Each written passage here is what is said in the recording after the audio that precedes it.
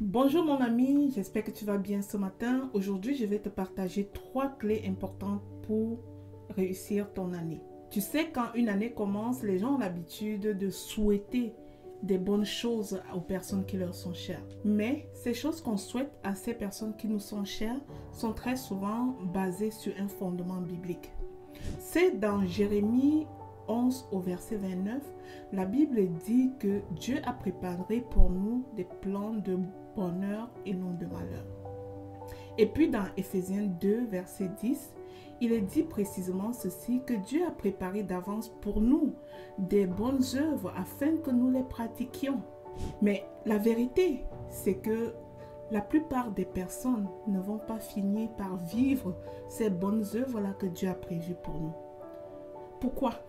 Tout simplement parce que beaucoup de personnes ne vont pas livrer le bon combat. Beaucoup de personnes ne vont pas nécessairement faire la bonne chose.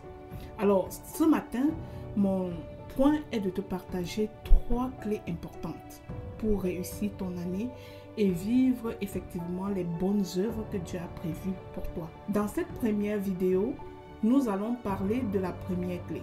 Mais avant de parler de la première clé, j'aimerais vous citer les 3 clés.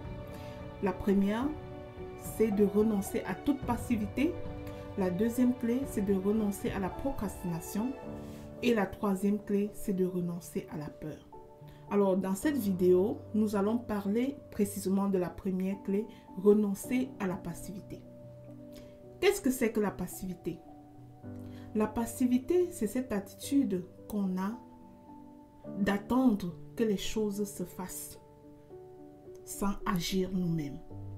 C'est cette façon-là qu'on a de vouloir quelque chose et ne rien faire précisément nous-mêmes pour que la chose arrive. Mon ami, tu dois savoir que le but de Dieu est de multiplier nos efforts et non de faire des choses à notre place. Tu sais, la vie pour moi est comme un vélo. Et pour qu'un vélo avance, il est important de le pédaler. Tant que tu montes sur un vélo et que tu ne bouges pas, ton risque de tomber est très grand. La vie est pareille à un vélo.